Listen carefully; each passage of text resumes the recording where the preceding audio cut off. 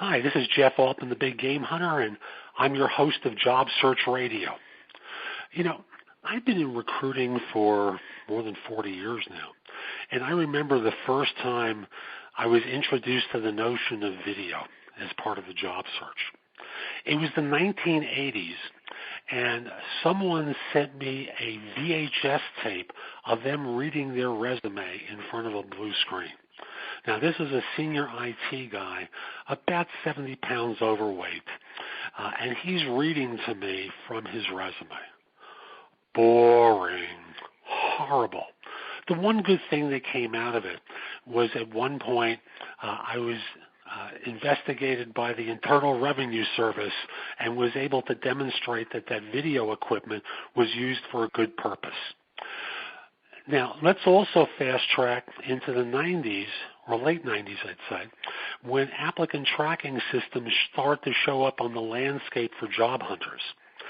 Now, applicant tracking systems initially seemed like a good thing. After all, people were mailing resumes to employers.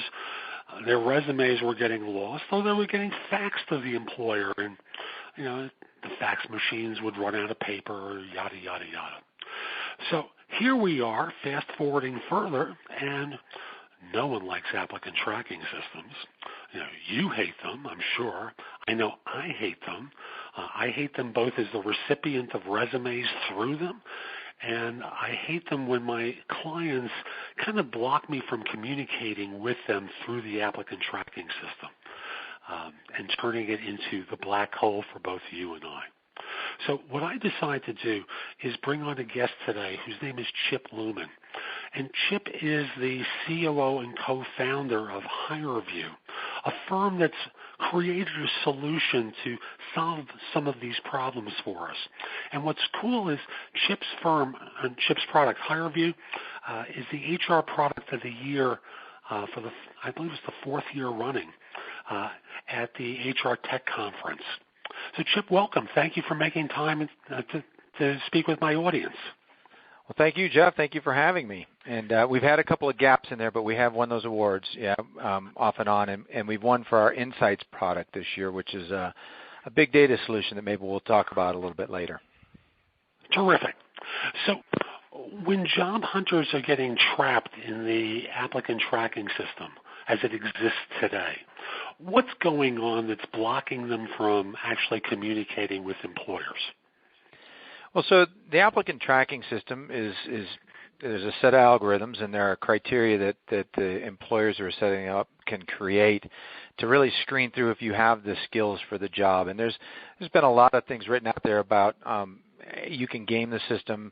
There's a whole industry of people, helping people write resumes to get through the applicant tracking system. And so the problem is, you get a job description. Somebody understands that that's how the system works. They write their resume to match keywords. They get through. If you don't understand that, you might not get through, even though you might be the best person for the job. So let's look at HireVue and the kind of solution it and similar products try to offer and help people understand how the applicant tracking system is in the process of changing with these add-on products. Yeah, so at the core, there's government requirements, right, to keep track of who's applied, people's racial backgrounds, their gender, et cetera, for EEO reporting. And ATSs do a great job of capturing that data. But as I kind of alluded to, they don't do a really good job of always getting the right people matched up for an interview. And so what the digital interviewing process does is we recognize that people are more than a piece of paper. Right? People are stories. People have things to share about their experience that they can convey differently than what might be a bullet point on a resume. And so while we do partner with many ATSs as through their process people come in, we do have ways also for organizations to have people take a video interview even before applying. And what we do is we allow you to tell your story.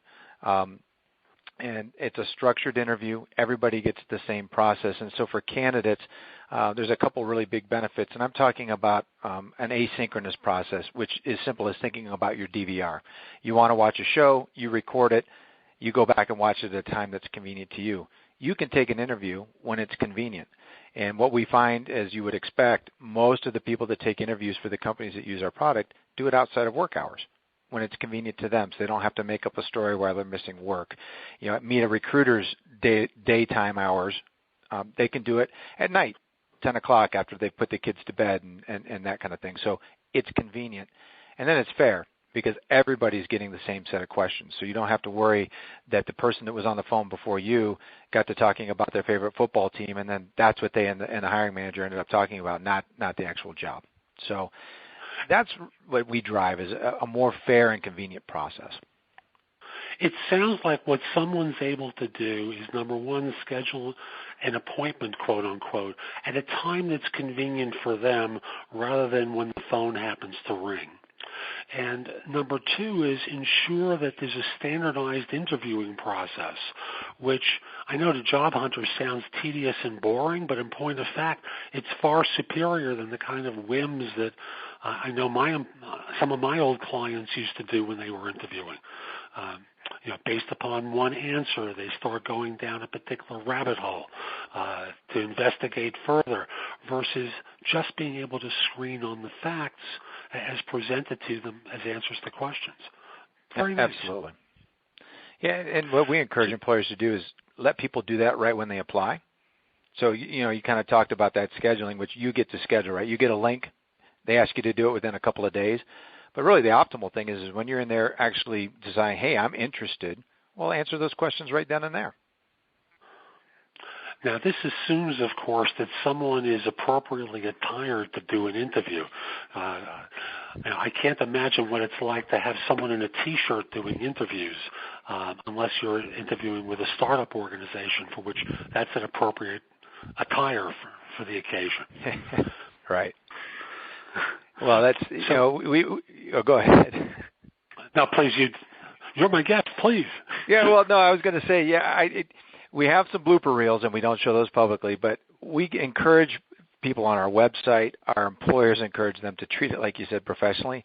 But you would be surprised with some people who have shown up in interviews, although I've got stories back, I still remember campus interviewing. I had a guy show up in, cut-off jean shorts, a ripped T-shirt, and this was for an engineering job. And we were just kind of shocked that he walked into the campus thing looking like that. So I guess it doesn't matter whether it's in person or video. Some people just don't have good judgment sometimes. Bingo. So true. And I have to assume, and please correct me about this if I'm mistaken, for those of you who are not, I'm doing this show in the United States, for those of you who might not be U.S. born and thus might be arriving here with an accent that is not typical for the United States, you might be fearful that there's communication issues might come up, that employers might become intolerant of, quote, the accent that you have and adversely evaluate you on that basis.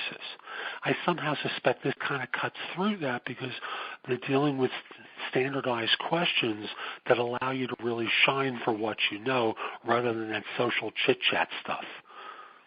Oh, absolutely. Yeah. And the scenario you describe is a poorly trained manager, right, who's allowing something else to influence their decision. And the value of this process is because it's recorded and stored, multiple people can evaluate that content. And oftentimes that's what organizations do is when they find good candidates, they ask other people to come in and review those candidates. Again, getting the value of that time shift, right, when it's convenient. But the scenario you just painted kind of drives out that bias that one person may have. And to the positive side, since we have multinational and folks, companies outside of the U.S. as well, European-based and Asian-based companies, this actually bridges the language gap because you may be able to do the interview in your native language. Then they've got somebody who can review that in the language if you're not being required to speak Spanish or Chinese or something, right? It actually helps bridge language gap for global hiring because it's recorded. You can have somebody else doing that review that may not necessarily need to be multilingual. So it's actually a great benefit for folks outside of the U.S. and thinking in a more global workforce. Beautiful. And folks, we'll be back with more from Chip Luman in just a moment, but first I want to provide you with my job search insider tip for this show. And this tip is about dealing with an offer that you suspect is not going to exactly be at the right price for you. So my encouragement is before you just, go off the handle, take a deep breath, listen to the proposal, and then start off by asking yourself two questions. The first question is, what do I really need to get from this firm in terms of salary, benefits, any sort of perk that would cause you to say yes? And number two is I always encourage people, review the original reasons why you decided to look for a position. If you start to see an intersection where this all works, well, you're going to be closer to doing the deal than you might think initially. It also gives you a framework with which you can go back to the employer and speak with them about improving the offer. So you're clear about what you're willing to take and not willing to take, and can make a good decision at the end of the negotiation. So that's my tip for this show. Let's come back to Chip and continue our conversation about video interviewing. So the product is wonderful, quite obviously, in that it really solves a huge headache for employers, and I have to in all candor say for job hunters as well, because you get to show your stuff and not be judged by the piece of paper unnecessarily. So now we come to the part of showing your stuff and what someone can do to prepare for a video interview once it's that time. Now, we obviously can't give them all the questions that employers ask. That would be ridiculous. The list is enormous, I'm sure. But how can someone get themselves ready for a video interview, Chip? Well, so if you think specifically about video, because as you alluded to, there's a lot of material out there, this show, other things that help you get ready for an interview. And the video interview is not any different other than you're being recorded on camera. You can take video interviews on your Mac, your PC, also mobile. And we've got a site, a place on our website that gives you tips, obviously dress professional, about pacing, about presentation. But the reality is, get on your mobile phone. You can record a video, turn that camera towards yourself, and just practice answering questions. And there are the basic questions you can find out there, right?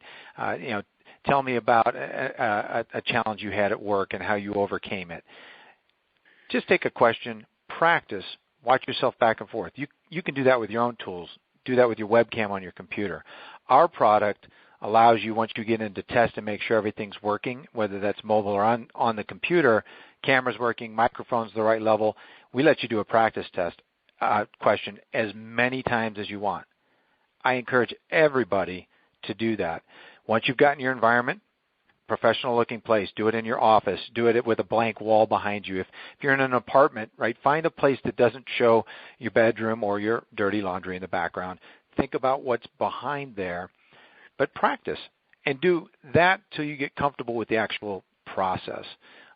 Because in our process, in what we call the on-demand, employers give you 30 seconds to maybe a minute to prepare once they give a question, or they might ask you to watch something. Then you're going to get 2 or 3 minutes to respond, and you don't get to redo it. It's just like a real interview. It's just like if somebody's asking you those questions, in real time. So that's my best tip is practice. Everybody has access to video. I mean, everybody's putting it on YouTube, putting it up on Instagram, those kind of things. Get comfortable with the process so that when the questions come, you're focusing on the question, not the camera. So you're saying most answers need to be structured for 2 to 3 minutes in the HireVue process. Did I hear that correct? Yeah, well, and employers can set those lengths, and that's why you want to practice, because that sounds short, but actually in real life, you and I are going back and forth at probably 15 to 30-second responses. 3 minutes is a long time to talk, and they don't require you to talk that long. But yeah, you usually will be told how long you have to respond. So think, be concise, and answer in that allotted time. And as much as we want to be concise and of course answer within the allotted time, folks, don't freak out and say, "Oh my God, I got to get this done in 3 minutes," and start foaming at the mouth with anxiety so that you're done in 15 seconds. Right. And so, The reverse can be a problem too, where your answer is so short that they start rejecting you pretty early because in your hysteria you hurt yourself. That's right. why the practice that Chip is recommending is just so important, so that you can feel a degree of ease with yourself.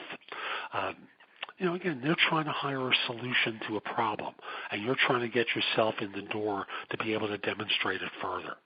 So you just want to come across like a pro that sets them at ease and doesn't cause them to hesitate, right?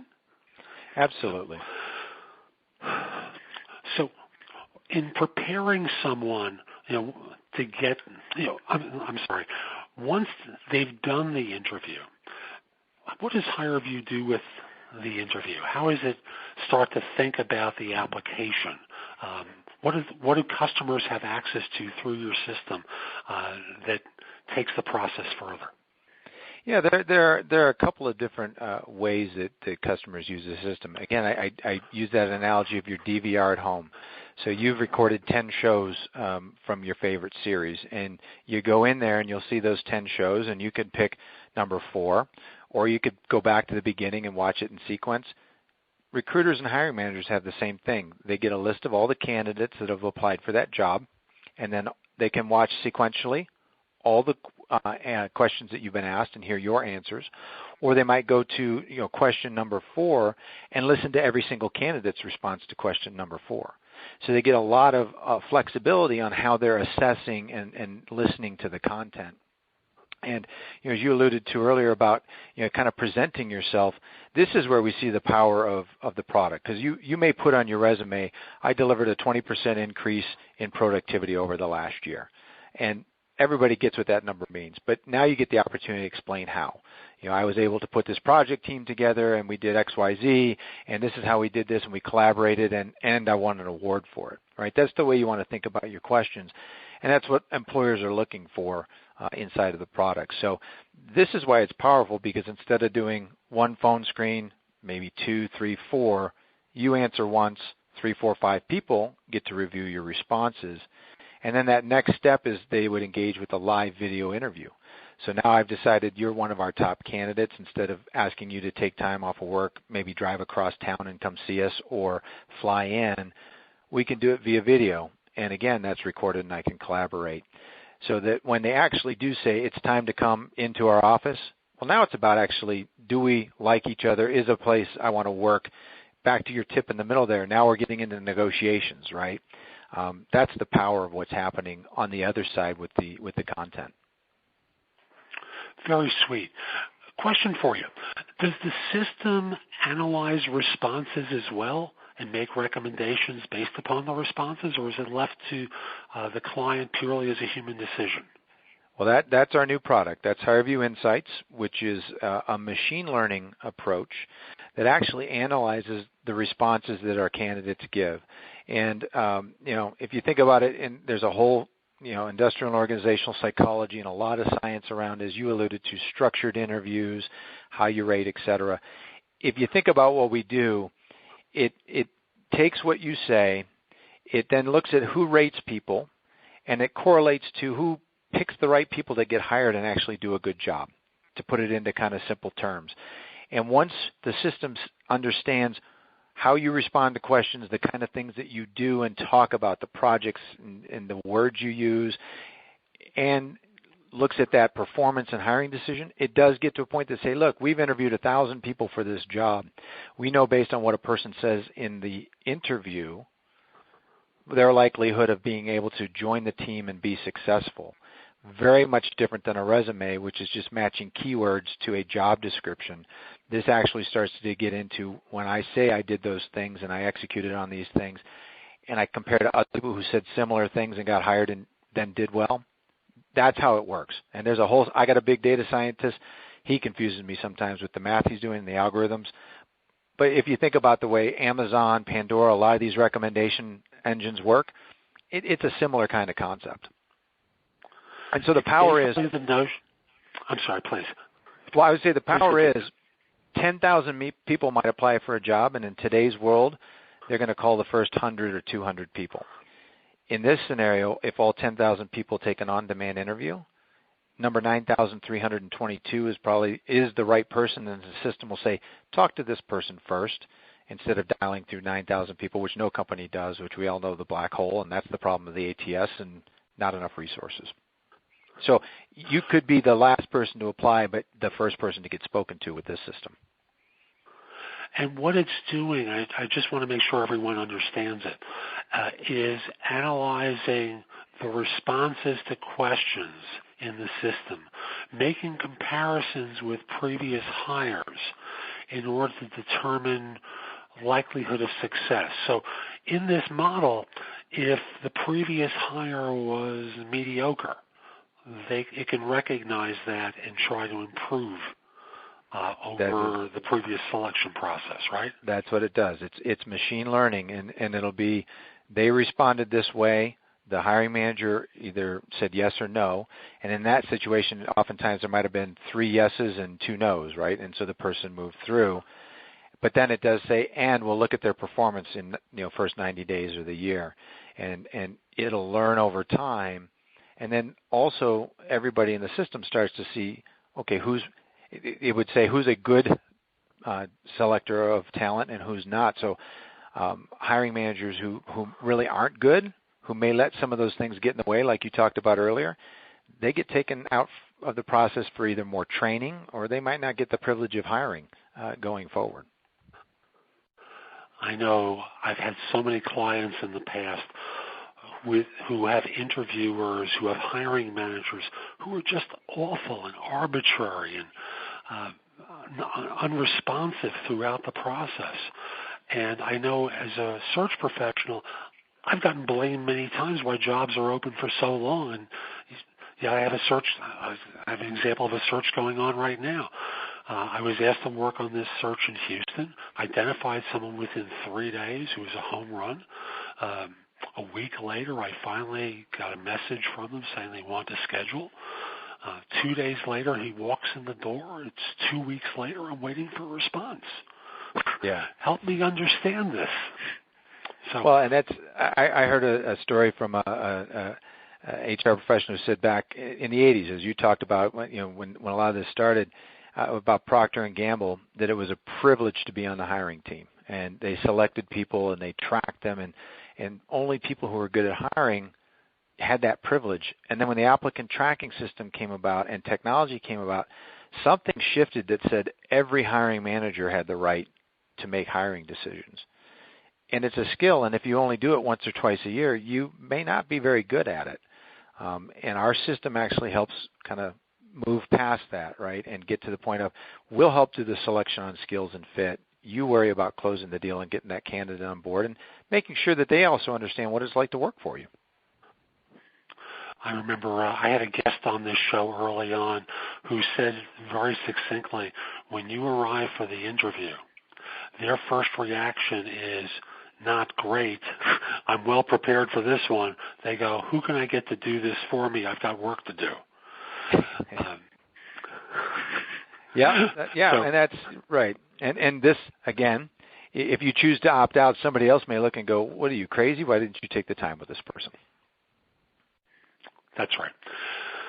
So if an applicant is preparing for an interview created by HireVue, it sounds like the first thing that they need to do is rehearse being in front of a camera and developing a degree of comfort in front of a camera in order to prepare well.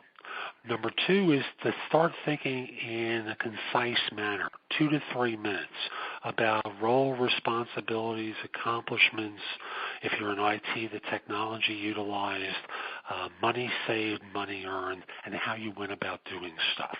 And start to formulate answers to what might be pretty predictable questions. I don't presume that your clients use standard questions in these things.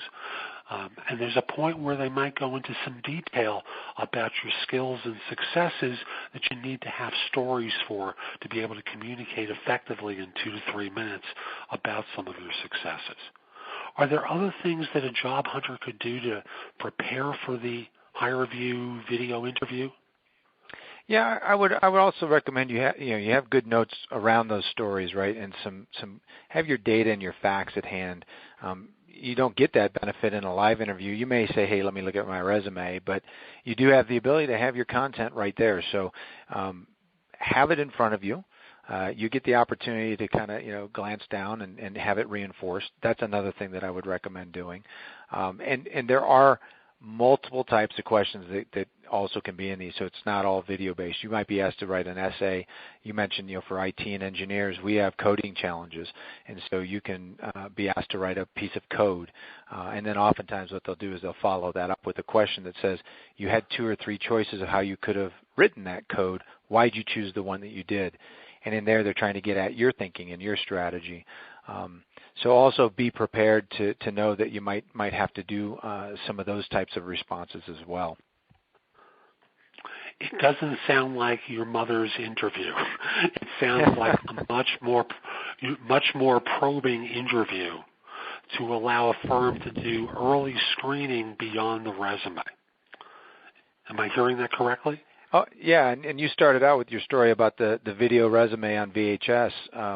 Right when we started, video resumes were something that were about, they thought it was going to be a new industry, but no one has time to listen for 8 minutes to see if you say something that they want to hear.